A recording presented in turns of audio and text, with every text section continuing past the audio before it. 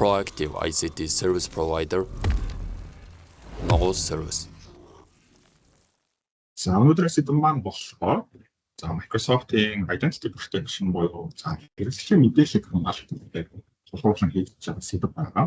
За яагаад энэ сэдвийг онцолж байгаа вэ гэхээр орчин үед бол өдөр тутмын бол хэрэглэгчийн мэдээллийг хамгаалахад бол маш хүндрэлтэй болсон. За тэгээд эсвэргээрээ гаднаас халтлагууд, төрөл бүрийн халтлагууд бол маш ихээр орж ирдэг болсон. За хуучин бол өдөрт 100 тугаар халтлагууд маань орж ирдэг байсан бол за одоо бол өдөрт бол маш хэмжээний халтлагууд орж ирж байгаа. За дэлхийн өнцөг улам бүрээс халтлагууд маань орж ирж байгаа. За тийм учраас өнөөдрийн сэдвээрээ за OXID-ийг онцолж авсан байгаа гэсэн үг. Тэгээд presentation руу орцгоё. Уламжлалцаараа presentation хэсгээр хэлэх болно. За тэгээд демо маань өнөөдөр бол хэрэгцээгүй бага байна. За яагаад гэхээр би боломжуудын талаар ярих болно. Microsoft-д эдгээр боломжууд байна. За эдгээр боломжуудыг та бүхэн өөрсдийн байгууллагуудаа за эсвэл хувийн хэрэгцээнд ч гэсэн ашиглах боломжтой. За өнөөдрийн сэдв маань болохоор зөвхөн байгууллагын хэрэгцээнд бүстэй. За хувийн хэрэгцээнд ч гэсэн ашиглах боломжтой мэдлэгүүд байгаа. Тэрүүгээр бол өмнөх удаас онцлог байгаа гэсэн үг. За сэдвийн гэрчиг маань бол та бүхэн харж байгаа Microsoft Identity Protection Solution гэсэн нэртэй байна. За хамгийн эхлээд identity protection гэдэг дээр яг юу хамгаалах хэрэгтэй вэ те. За яагаад хамгаалах хэрэгтэй вэ гэдэг дээр бол хамгийн түгээмэл байдаг зүйлс маань болохоор ерөөсөө data protection аа. За их үедээ бол ерөөсөө data protection гэдэг зүйлс хамгаалах зорилттой байсан. Хэрэглэгчийн мэдээлэл, болон хувийн мэдээлэл те. Бид нар өөрсдийнхөө компьютерээр маш олон төрлийн мэдээллүүдийг хадгалдаг. За заримдаа бол хувийн мэдээлэл ч гэсэн хэмжээ мэдээллүүд явдаг нууцтай. За те регистрийн дугаар, за банкны дансны дугаар ч юм уу те. За хаяг бүртгэлүүд, за тэгээд ажилтай холбоотой чухал гэрээ альбом бичгүүд, за цалингийн мэдээлэл, төрөл бүрийн нууцтай мэдээллүүд маань компьютер дээр маань, за эсвэл аккаунт, мэйл дээр маань ч юм уу те. За эсвэл бусад девайсууд дээр, төхөөрөмжүүд дээр бол хадгалагдчихэйдэг. За тийм учраас бол хамгийн ихний шаардлагатай мэдээлэл маань болохоор data protection гэдэг зүйлсүүд бол илээ гарч ирсэн гэсэн үг. За датаг хамгаалахын тулд их үедээ бол одоо нөгөө уучнаар бол антивирус гэж ярьдаг те. Одоо орчин үед бол endpoint protection гэж ярьдаг болчихсон байгаа. За антивирусын програм гарч ирсэн. За эдгээр програмууд болохоор тухайн девайсуудыг одоо хамгаалаад гадны халтгаас хол бүхний програмуудаас ч юм уу сэргийлэх үүрэгтэй байсан. За гэхдээ дараагийн шатнуудад буюу техник технологи хөгжихийн ирээ за зөвхөн девайсыг хамгаалаад нэмэргүй юм байна те. За девайс бол маш олон зүйлсээс бүрдэж байгаа юм байна. Маш олон зүйлстэй холбогддог болсон юм байна. Ийм учраас тухайн хэрэглэгчийн аккаунтыг за тэгээд девайсыг интернет сүлжээг бүх зүйлсийг хамгаалах шаардлагатай болсон юм байна гэдэг цаг хүрээнд маань өргөжүүл хэлсэн гэсэн үг. За тэгээд data protection маань хамгийн анхны одоо яг суур ойлголтуудын нэг учраас data protection маань орчин үед бол маш өндөр түвшинд хөгжчихсэн байгаа. Төрөл бүрийн боломжууд байдаг. Эдгээр боломжуудын талаар яс та бүхэнд дараагийн слайд дээр харуулах болно гэсэн үг. За өдөрт болж байгаа case статистикууд гэсэн байна. За 2024 онд бол өдөрт дунджаар бол дэлхийд даяар 600 сая халтлага өдөрт болж байгаа гэсэн. За энэ маань бол маш өндөр тоо. За өмнөх олон жилүүдээс бол бүр хэд дахин үржигдэж өссөн тоо байгаа. За яагаад 600 сая болчихлоо гэвэл мэдээж нөгөө AI буюу хиймэл оюутантай холбоотой. За хуучин бол тодорхой этгээдүүд за эсвэл бүлэг багууд эдгээр халтлагуудын суудаг байсан бол одоо ажилтдаг байсан бол орчин үед нөгөө хиймэл оюутан гэсэн үрдсэн дээр бол зүгээр л халтлагуудыг автомат шууд хийлгээд орчихдог болсон. Одоо нөгөө өмнө нь өөрсдөө сууж ажилтдаг байсан нөгөө халтагч этгээдүүд маань болохоор одоо AI-ийн тусламжтайгаар халтлагын аргуудаа нарийсгаад явчихж байгаа гэсэн үг. За тэгэхээр өөрөөсөө нэг л өдөрт 600 сая болдог гэсэн. Энэ бол сар юм уу эсвэл жилийн тоо биш. Өдөр болгон дэлхийд даяар 600 сая удаа энэ бол cybercrime буюу хамгаалалт хин нэгний хэрэглэгчийн мэдээлэл рүү орох тийм халтлагууд болж байгаа. За эдгээрээс хамгийн түгээмэл байдаг халдлага бол phishing халдлага байгаа. За phishing халдлага бол Монголч гэсэн ихээр ер нь бол орж ирдэг. Ер нь бол Microsoft-ийн admin центрүүд дээр нь удирддаг IT-ийн алтны хүмүүс аваад бас энэ талаар тодорхой ойлголттой байгаа. Phishing халдлагын энгийнээр бол зүгээр л мэйл дээр таны мэйл дээр ч юм уу ямар нэгэн байдлаар гаднаас таны хувийн мэдээллийг олж авах зорилгоор ямар нэгэн байдлаар мэйлүүд тийм ирдэг гэсэн үг. За эдгээр линкүүд маань дотроо ямар ч агуулгатай байж болно. За Facebook-ээр хүртэл явдаг олон нийтийн сүлжээг хүртэл эдгээр халдлагууд маань явж идэг. Заримдаа бол банкны аппликейшнуудыг дөр хайц хүртэл phishing халдлагууд байдаг. Identity буюу тухайн хэрэглэгчийн мэдээллийг авах зорилготой та энэ линкээр ороод өөрийнхөө пассвордыг солиорой гэсэн ч юм уу тийм халдлагууд байдаг. За хэрэглэгч ороод өөрийнхөө нэвтрэх нэр болон пассвордыг хийхээр тухайн мэдээлэл маань цаашаа тэр халтагч этгээдийн сан дээр хадгалагддаг ч юм уу. За тэр мэдээллийг ашиглаад таны хувийн мэдээллийг ашиглаад төрөл бүрийн зүйлсүүдийг хийх боломжтой байдаг. Тийм агуулгатай халдлагуудыг олж ирдэг. За мэйлүүд дээр бол жишээ нь линкүүд орж ирдэг те. Судалгаа бүглэрээ ч юм уу. За мөн адилхан таны мэйлийн пассвортны хугацаа дууссан байна. За эсвэл харилцагч байгууллагын таны нэрийг магадгүй дүүрээ аваад бичсэн тийм фишинг халдлагууд бол маш ихээр орж ирдэг. Нэг хэсэг өөр ч юм уу, нэг цэг өөр ч юм уу те. Маш адилхан хаяг домой хаягнаас мэйлүүд ирдэг. За тэгээ нөгөө хэрэглэгч маань анзаарахгүйгээр тухайн линкэн дээр дараад тохирогч юм те болох асуудлууд бол маш их байдаг гэсэн. За тэгээд бизнесийн салбарт ямар нэгэн байдлаар бизнесийн салбарт үйл ажиллагаа явуулж байгаа бол нийт үйл ажиллагаа явуулж байгаа байгууллагын 95% нь ер нь бол MFA буюу multi-factor authentication буюу давхар баталгаажуулалтыг нь бол зайлшгүй хийх шаардлагатай гэсэн өөрсдийн одоо дүгнэлтэнд хүрсэн байт юм байна. Гэхдээ бол яг нийтдээ 95% тэгж үзэж байгаа ч гэсэн зах зээл дээр буюу одоо бод байдал дээр хэвтрүүлсэн байгууллагууд бас энэ тооноос бага байдаг. Тийм учраас хэрэглэгчдийн хамгийн анхны суур ойлголт бол MFA буюу multi-factor authentication гэдэг хэсэг байгаа гэсэн үг. За бид нар өөрсдийнхөө лицензийн хүрээнд Microsoft-ийн хүрээнд ярьж байгаа учраас Microsoft-ийн хүрээнд яг ямар байдлаар датагаа анхан шатны хүрээнд хамгаалж болох вэ гэвэл те. За нэгт бол бид нар мэдээлэлтэй бол зөвхөн ажлын компьютер дээр хадгалах шаардлагатай. За хувийн компьютер дээр хадгалахгүй ч юм уу те. Хувийн хөрөмжүүдээр хадгалахгүй байхыг бол нэгт бол зөвлөж байгаа. За хоёрт бол тухайн компьютер бол мэдээж аль биесны үйлдэл системтэй байх шаардлагатай. За нөгөө Windows-ын лицензүүд байдаг те. Маш үнэтэй лицензүүд гэж хүмүүс ярьдаг. Яг яагаад ийм үнэтэй лиценз авах шаардлагатай бэ гэдэг бас ойлголтууд байдаг хэрэглэгчдэр маа. За яагаад энэ лицензүүдийг авах шаардлагатай вэ гэхээр нэгт таны мэдээлэл таны үйлдвэрлэлийн систем буюу хардн дээр хадгалагдаж байгаа. За тэгээд тухайн хард руу бол үйлдвэрлэлийн системээр дамжиж бол тухайн файлуудыг бол нээж үзэж байгаа гэсэн.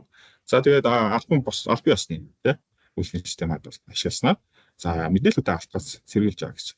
За магадгүй та нөгөө хууль бус програм ашиглаад тэрнээсээ болоод мэдээллүүдээ өөрөө мэдэхгүй алдж байгаа тохиолдлууд байдаг. За нөгөө одоо хүмүүсийн хэлээр те одоо монголчууд бол cracked гэж хэлээс сурчсан тийм хувилбар байдаг. За аль биесны биш те яг лицензийг орлуулад ямар нэгэн этгээд лицензийг bypass буюу хуураад active буюу лицензтэй байгаа юм шиг харагдуулдаг. За тэгээд end user буюу хэрэглэгч маань бол мэдэх зүйл байхгүй. Тухайн ажлууд маань цаана kernel-ийн түвшинд ч юм уу те BIOS-ийн түвшинд ажилладаг. За тэгээд цаашаа мэдээллүүдийг өөрийнхөө сан руу ашиглаж хуулж авч идэг. За тэгээд шаардлагатай мэдээллүүдийг ашиглаад зөрүүлээд өөрийн ашигын төлөө ажилладаг юм хөө тохиолдлууд байдаг. Тэгэхээр заавалчгүй та ямар ч төрлийн device ашигладаг байж болно, Windows байж болно, Mac байж болно те. За утаснууд бас адилхан. Сүүлийн загварууд маань яг яагаад утраад байдаг вэ гэхээр мөн адилхан аюулгүй байдал болон хамгаалтын апдейтууд маш шинжлэгдэж гардаг учраас та утаснууд дээр бас апдейтуудыг хийх шаардлагатай. За эхний хэлжинд бид нэг аль биесны программинг буюу үйлдвэрлэлийн системийг ашиглах шаардлагатай. За дараагийн мэдээж хичнээн аль биесны үйлдвэрлэлийн системтэй байсан ч гэсэн дагаад дээр нь сууж байгаа програмууд маань мөн адилхан cracked буюу хууль бус байвал бас л өдөрт ямар ч ялгаа гарахгүй гэсэн.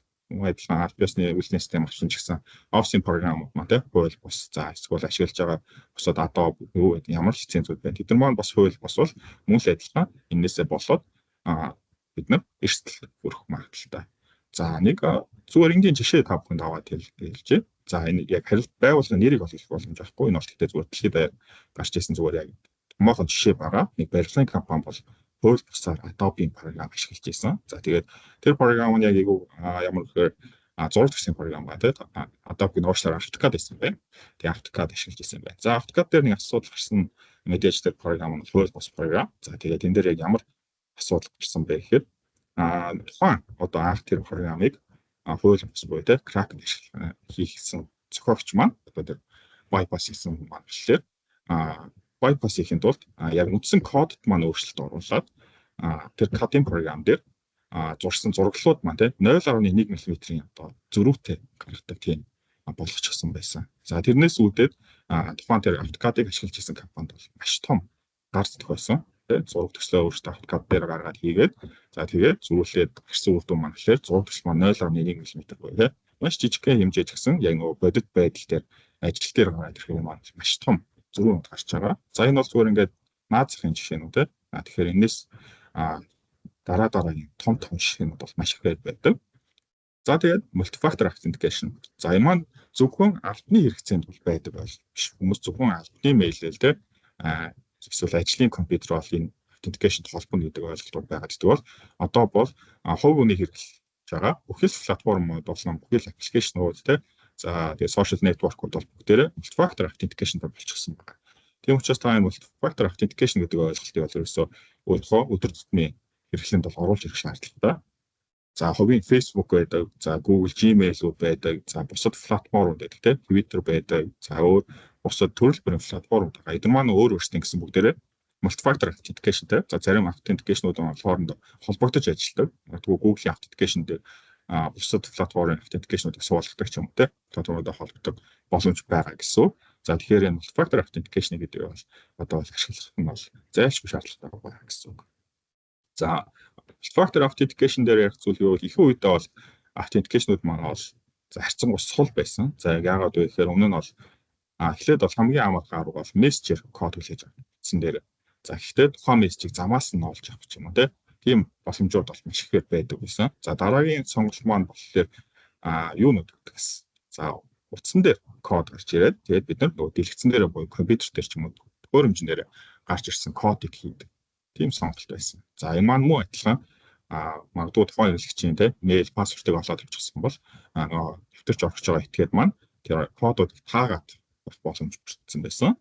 За тэгээд дараагийн арга маань болохоор одоогийн ашиглаж байгаа хамгийн түгээмж ашиглаж байгаа арга болохоор authentication гэдэг аппликейшнууд байгаа. За эдгээр аппликейшнууд маань цаана одоо үйлдвэрлэгчтэй компани, source компани серверүүд дээр бол яг тухайн их сурвалжийн кодууд маань байршдаг. За тэгээд зөвхөн тэндээсээ кодууд аваад өөрийн гар утас ч юм уу ухаалаг төхөөрөмжтэй гарч ирсэн кодоо бид нар өөрсдөө төхөөрөмждөр хийж өөрсдийнхээ аккаунт руу ордог байсан байна.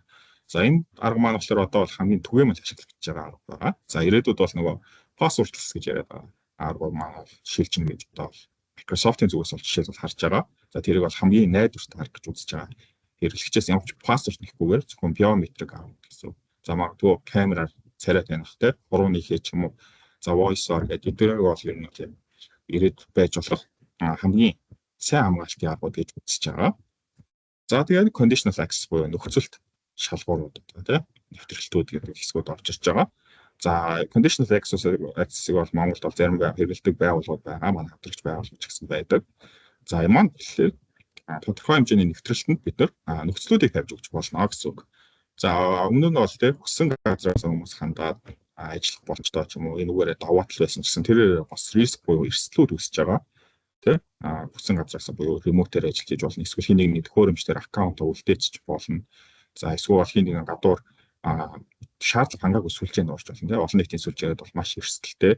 Ямар нэгэн нууцлал байдгүй тийшээ хэн олох гэснийг бид нар шалгах энд юусуд маш шалгах боломжгүй байдаг ч юм уу. Тэр бид нар эрсдэлд орж идэг. Тийм учраас бол conditional access буюу нөхцөл тийм шалгууруудыг тавьж өгөх боломжтой.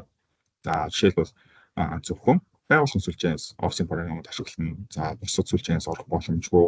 За файл илгээхээ гэхэд муу адилхан байгууллагын сүлжээнээс илгээн ч юм уу те. За муу файл татаж авах боломжгүй. Хувийн төхөөрөмжнөөс офисын програм орох боломжгүй, мэйл хийх боломжгүй, SharePoint, OneDrive-аас файл татах боломжгүй ч юм уу. Эдгээр юунуудыг бол Microsoft-ийн хүрээнд бол жишээлбэл наазахт бид нар хийж боломжтой байдаг. За тэгээд conditional access-ийг хийхэд бол мэдээж тодорхой хэмжээний лицензийн requirement лиценз шаарддаг. За эхний ээлжинд бол хэрэглэгч болгоо Microsoft Premium болон түүнээс дээш лицензийг хангасан байх шаардлагатай. За хэрвээ Premium лицензгүй бол Premium лиценз авах боломжтой.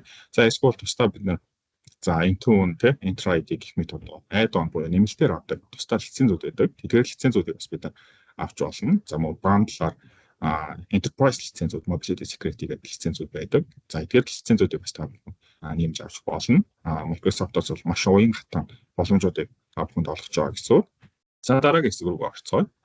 За энэ дээр харж байна те. За Microsoft-ийн бол ингээд identity буюу те хувийн хэрэглэгчийн мэдээллийг хамгаалах юунууд маань тэгэхээр дараах байдлаар явдаг. За эхнийх нь бол мэдээж шинэ функцөө тий хамгаалтын хэсгүүдийг бол бид нар шинээр гаргадаг. За тэгээд тэр хэсгүүдээ бид нар expansion буюу одоо томруулж шинэ feature-ууд оруулж ирдэг. За тэгээд бусад үйлчлэгчтэй integration хийдэг. За тэгээд дахиад update-ууд явж идэг гэсэн. Тасралтгүй ерөөсөө энэ циклийн дагуу явдаг гэсэн. Энэ дөрвөн маань ингээд яг дэлгэснээр тий хөндлөн зураас ингээд нэг зураас харагдаж байгаа юм ч гэсэн яг бодит байдлаар энэ дөрвөн маань бол ингээд тасралтгүй эрэг боор явж идэг гэсэн.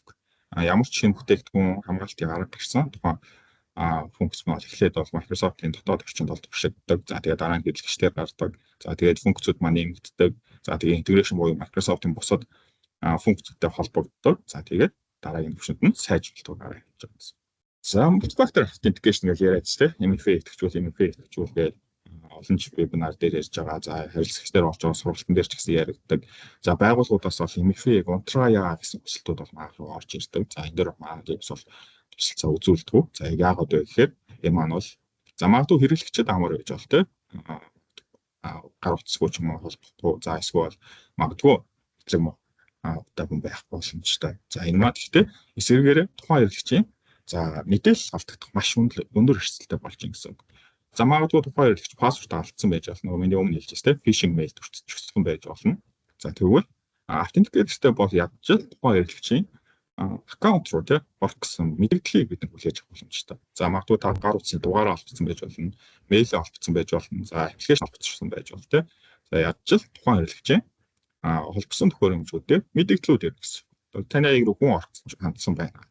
За та өөрөө хандсан уу? Хандаагүй бол та итэйгээ албантай холбогдно уу? Эсвэл пассвортоо яаралтай солино уу гэсэн байна. Тухайн хэрэглэгчид мэдээллүүд ярьдаг гэсэн үг. За ингэснээр бид нэгт өөрсдийнхөө хамгаалтуудыг сайжруулж байгаа гэсэн үг. За хоёрт нь болохоор тухайн ирж байгаа кодыг л олохгүй бол тий таны мессеж утсан дээр ирж байгаа, мэйл дээр ирж байгаа, за эсвэл аппликейшн дээр ирж байгаа кодыг тухайн халдагчдад маань олохгүй бол таны аккаунт руу хэн ч орох боломжгүй гэсэн. За энүүгээр маш давуу болчихж байна. За харин эсрэгээр MFA-г бол яах вэ те? MFA бид нар унтраач бид нар чартлахгүй гэдэг. За нэгт бол бид нар хизээ орсныг мэдхэд аюу хүндрэлтэй болчихдог. За хойноос нь бид нар шалгадаг гэсэн үг те. Таны аккаунт руу ямар ч нөхцөлгүйгээр бол таны мэйл болон пассвортыг мэдсэн бол нэвтрээд орчин гэсэн үг. За тэгээд дараа нь магадгүй нэг хэрэглэгч те хэд хоногийн дараа эсвэл заримдаа бүр хэдэн сарын дараа ч мэдсэн тохиолдол байдаг. Миний аккаунтын файлууд алга болоод байна ч юм уу те. За эсвэл нисгчтэй байна гэдэг хүсэл ирээд за эсвэл IT-г алтандаа шалгуулад за тэгээд мэдээж нэг лог гэдэг зүйлээр тийм доош үед бол IT-г алтных нэг болсон суур маань лог байгаа. Яг нэг бүртгэлүүд бол заавал үйлчилдэг орчин үеийн системүүдээр за тэгээд тухайн хэрэглэгчийн логийг шалгаад үзэхээр аль хэдийн пассвортоо алчихсан ч юм тийм гаднаас аль хэдийн нэвтрээд орчихсон. За тэгээд нэвтэрч ороод яг тухайн хатаж орж байгаа нэгтгэд юм яг зорилго нь бол маш олон төрөл байдаг. Магадгүй зүгээр мэдээлэл олж авах зорилготой байж болно тийм. За эсвэл магадгүй ресурсыг ашиглаж хийдэг тохиолдол байдаг. Тэр байгууллагын бусад лиценз зүүдийг эсвэл үйлчлэгүүдийг ашиглаад хувийн ашиг сонирхлын хүрээнд ашиглаж хийдэг тийм кейсүүд бас байдаг. За тэгэхээр бид нар энэс сэргийлээд multi-factor authentication-ыг заавал ашиглах шаардлагатай гэсэн. За тийм multi-factor authentication гэхлээр Microsoft-ийн хэмжээнд бол tenant-ийн хүрээнд ашиглах шаардлагатай. Буюу бүх user ашиглах шаардлагатай. Зарим нэг байгууллагууд бол бид нар зөвхөн нэг хэрэглэгчдээр унтраамаар байна ч юм уу тийм.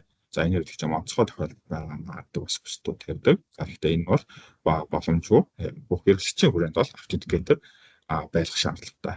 За IT-ийн алтныхын хүрээнд бол за яг зөвлөгөө гэвэл бол тусдаа нэг буцтай байвал зүгээр байдаг. Зөвхөн authenticator application авчихсан. За өөр тухайн утас маань ямар нэгэн өөр платформод руу ч юм уу өөр сүлжээнд ордгоо. За тэгэхээр нэгснээ байгуулсан хугацааг шаардлагатай гэсэн. Хувийн хэрэглээнд ашигладаг. За тэгээд зөвхөн ажилтаа буюу authenticator ашиглах шаардлагатай үед тухайн утсыг ашигладаг юм. За тэгээ мөн утас маань апдейтууд буюу аюулгүй байдлын хамгаалтуудыг авчих шаардлагатай. Шинээр тий iOS, Android гэдэг одоо хамгийн түгээмэл үйлчлэлийн системүүд маань бол эдгээр апдейтуудыг бол сар болгон авчих шаардлагатай юм. Иймэрхүү төхөөрөмжүүдээр authentication-уудын солиушныг шийдэж болно гэсэн. За дараагийнх нь болохоор нөгөө conditional access гэж байгаа тий нөхцөлт шалгуур policy-нууд тавьж өгч болно гэсэн үг. За эдгээр шалгуур маань бол бидний маш уян хатан байдаг. Зөвхөн миний өмнө хэсэг дээр ярьсан байгууллагын сүлжээнээс орно. За эсвэл хувийн төхөөрөмжөөс орохгүй ч юм уу тийм. Энэс гадна бол төрөл бүрийн байдлаар бид нар бол тавьж өгч болно. За зөвхөн хэрэглэгчид зориулсан бид нар нөхцөлт шалгууруудыг тавьж өгч болно. За эсвэл девайсуудад зориулсан байж болно тийм. За магадгүй хуучны үйлдвэрлэлийн системүүд байна. Одоо 10 сар маань бол тийм тавгүй мэдж авах Windows 10 маань бол жишээ дахиж бол аюулгүй байдлын шинжилэлт зохисож байгаа. За мөн бусад зарим нэг үйлчлэгээд маш ихсэн Windows, Microsoft-ийн үйлчлэгээд маань апдейт авах зохисож байгаа. За тэдгээр үйлчлэгийг ашигладаг, тэдгээр үйлчлэлийн системийг ашигладаг төхөөрөмжүүд жишээлбэл Office програм руу нэвтрэхгүй тийм. Outlook ашиглахгүй, Word, Excel орохгүй, Teams орохгүй ч юм. Бид нар тиймэрхүү байдлаар зохицуултыг хийж өгч болно гэсэн. За мөн location based гэж байна. Зөвхөн бид нар Office-ийн сүлжээгээ заагаад дуурлаад өгч байна тийм IP-гаар. За зөвхөн Office-ийн дотоод сүлжээн дээр тэгэхээр аппликейшнууд руу орно гэсэн байдлаар. За мөн аппликейшн дээр бид тодорхой хэмжээний хязгаарлалтуудыг тавьж өгч болно. За тэгээд эдгээрийг тавьснаар бид нар нөгөө лог ивент бол аудит гэсэн хэсгүүд маань илүү наривчлалтай фильтртэйгээр шүүх боломжтой болно гэсэн үг. За та бүхэн санаж байгаа бол 2 цагт манай зүгээс бол Intune вебинарыг орсон. За энэ тухайн вебинар дээр бол Microsoft-ийн Intune гэдэг шийдвэр бол та бүхэн тайлбарлаж байсан. За мөн орж ирж байгаа хүмүүс маань бол үзэж байгаа хүмүүс YouTube болсноос маань үзэх боломжтой. Intune гэсэн вебинар байгаа. За Intune маань бол Microsoft-ийн мэдээж премиум болсон түүний stage лицензүүд. За эсвэл бол тусдаа Intune тусдаа add-on буюу нэмэлт лиценз байдаг. За тэгэхээр нөхцлүүдийг хангасан гэж бодоод хэрэглэгчдэр Intune-ийг тохируулах боломжтой байгаа. За Intune маань болохоор Microsoft-ийн яг аюулгүй байдлын шийдлүүд дондаа бол суур шийдлүүдийн нэг гэж хэлж болно. За Intune-ээр бол тухайн хэрэглэгчийн device болон аккаунтууд дээр бол тодорхой хэмжээний хязгаарлалтууд менежүүдийг хийх боломжтой. За тэгээд Intune-д холбогдсон компьютерууд маань дараагийн Microsoft-ийн шийдлүүдээр илүү олон боломжууд гаргаж ирдэг гэсэн үг. За Intune-д холбосон компьютероо бид нар нэг менеж хийчтэй аппликейшнуудыг шинжилчихэн, за скан хийчихэн, за хардвер үзүүлэлтүүдийг харна, за policy тохируулна, compliance тохируулна гэдэг төрөл бүрийн зүйлсийг бол 2 сард орсон вебинар дээр бид та бүхэн тайлбарласан байгаа. За эдгээрээс гадна цаашлаад Microsoft-ийн DLP байна. За Microsoft-ийн Defender байна. Бусад шийдлүүд байдаг. Эдгээр шийдлүүд дээр маань Intune маань сонсолж ажиллах цоор боломжийг бүрдүүлдэг. Тэгэхээр бол та бүхэн эхний ээлжийн байгууллагаа аюулгүй байдлыг хангаж байгаа Intune-ийг сонирхоод үзээрэй гэж зөвлөж байна. За тэгээ Intune маань бас бусад зах зээл дээр байгаа аппликейшнуудыг ч юм уу бусад програмуудыг орлох боломжтой байдаг. Device management гэдэг бол маш том асуудал болцтой.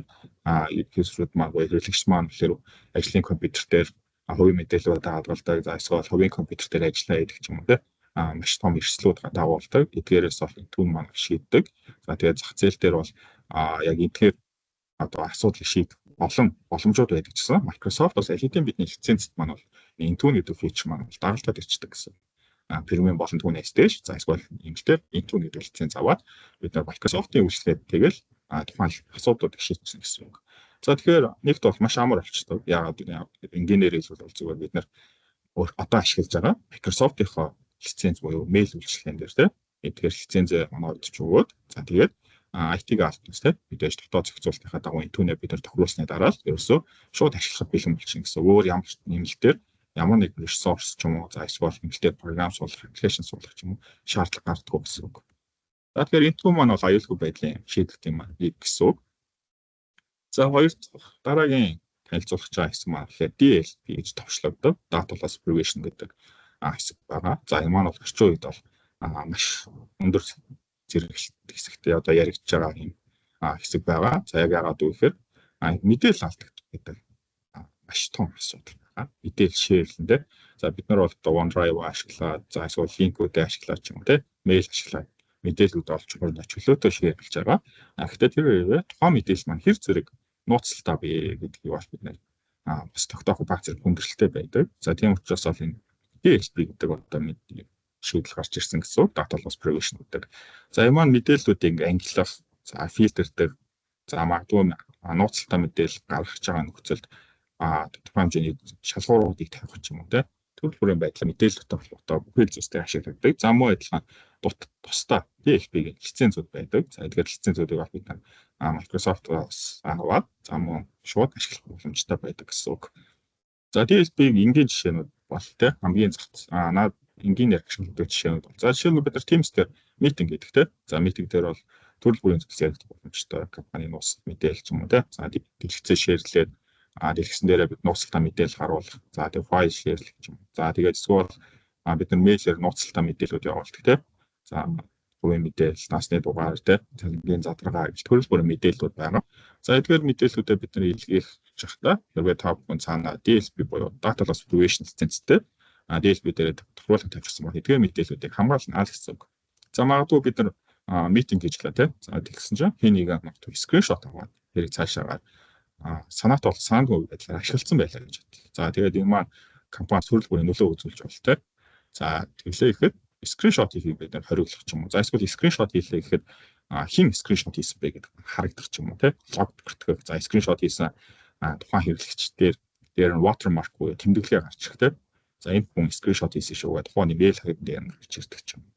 За эсвэл бол нууцлалтаа мэдээлэл магадгүй байгуулгын мэйлнес ч юм уу те. За эсвэл гаргаж байгаа. За эсвэл flash drive гэж болно. Windows үйлдвэрлэлийн систем, за бусад үйлдвэрлэлийн систем дээр flash hard те төрөл бүрийн зөөврийн хөрөм залгаад файлууд хуулах гэж байна те. Нууцлалтаа мэдээлэл байж болно.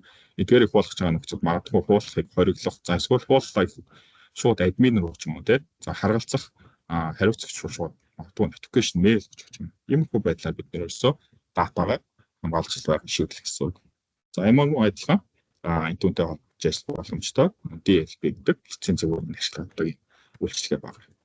За Microsoft-ийн Defender гэдэг үйлчилгээ байгаа. За Defender-ийг бол манай харилцагч байгууллагууд за хувь эсвэл харьцангуй сайн мэддэг. За Defender нь болохоор Microsoft-ийн үйлчлэлийн системдэр бол суур болоод ирчихдэг. За Windows 8, за Windows 8-ыг, за Windows 10, Windows 11 гэх тийм эдгээр үйлчлэлийн системүүд бол жишээлбэл бүгдээрээ цаас Windows Defender шууд цаас сууж ирдэг. За Defender маань болохоор Microsoft-ийн өгч байгаа таны үйлчлэлийн систем дээр агуулгын вирусны борог тийм антивирусны програм гэдэг хойд ойлгож ирсэн. За гэхдээ энэ маань бол өөрөгчөөд Microsoft-ийн бүхэл үйлчлэгийн дунд ашиглах боломжтойгоор Microsoft Defender гэдэг нэрээр орж ирсэн байгаа. За Defender-ийн нэг давуу тал маань болохоор бусад endpoint protection-ууд тийм за хамгаалтын төлөвлөдөөс бол нэгт бол давуу талтай нь гэвэл маш бага ачаал өгдөг. За яагаад вэ гэхээр энэ маань Microsoft-ийн бүтээгдэхүүн. За тийм учраас Microsoft-ийн үйлчлэлийн систем дээр сууж байгаа. За тэгэхээр background-д буюу компьютерийн тийм ресурснаас маш бага ачаал өгдөг гэсэн. За хуучны нэг ойлголт байдаг тийм антивирусны програм, endpoint-ийн програм шалгах компьютер гацдаг, халддаг ч юм тийм.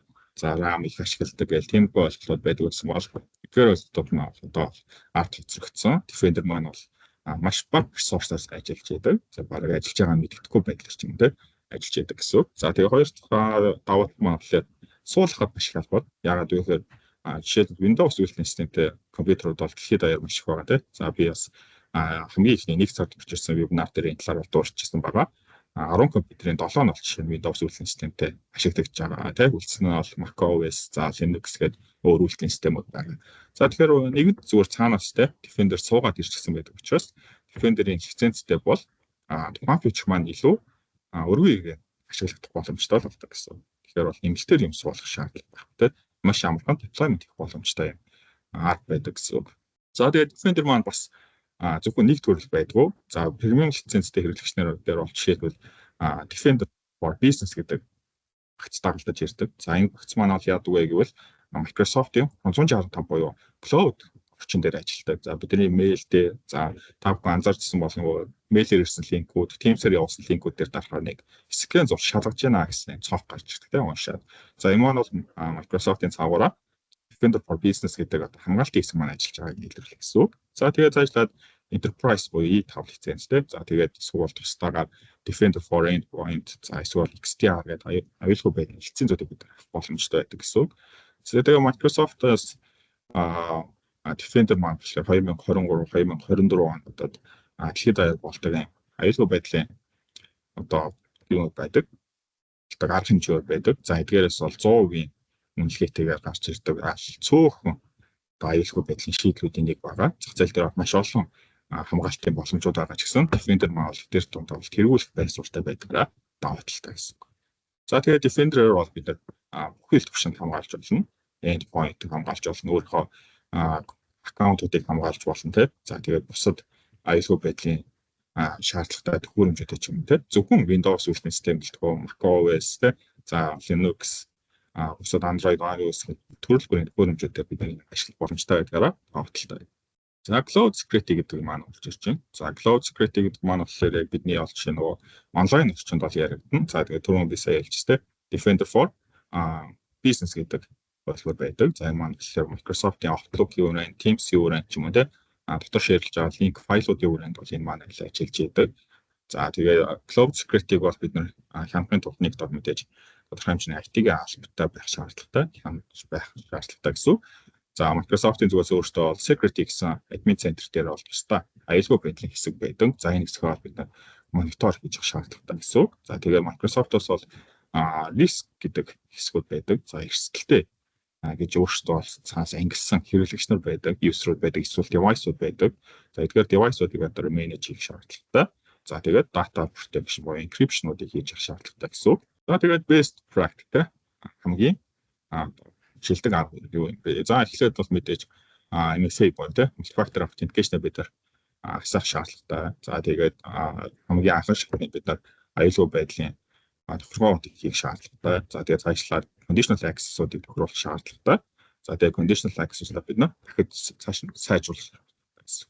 За тэгээд та бүхэн presentation дээр орж байгаа хэсгүүдийг те манайхтай холбогдоод зөвхөн өөрсдийнхөө байгууллагын хэмжээнд хүсэлтэд илгээгээ те та бүхэн бид нар та бүхэнтэй холбогдоод та бүхний байгууллага доп лиценз дээр тулгуурсан боломжууд за эсвэл эмчилтээр лиценз аваад ямар боломжууд байгаа талаар ч юм уу те шийдлүүдээр гаргаад хамтарч ажиллах бүрэн боломжтой. Ta бүхэн энэ слайд дээр гарч байгаа холбоосоо дөрвөл манай байгууллагатай холбогдоод явж болно. Support at Mogul service гэх юм. За эсвэл social media дээр бол Facebook дээр бол Mogul service гэх байгаа. За утасны хувьд гэвэл 7731 24 гэсэн холбоосоор та бүхэн бидэртэй холбогдож болно. За тэгээд presentation хэсэг маань бол энэ үрээд өндөрлөж байна. Тэр одоо та бүхэн нэг жижигхэн зүгээр сонирхолтой фактуудыг үзүүлж байна.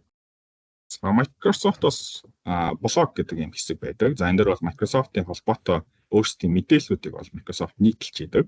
Өөрсдөө гаргасан шинэ бүтээгдэхүүн за эсвэл зах зээл дээр байгаа ч юм уу те. За энэ бол дөнгөж 9 сарын 26 буюу сая 7 хоногийн өмнө л те. За орчлоо 9 хоногийн өмнө гарсан мэдээлэл байна.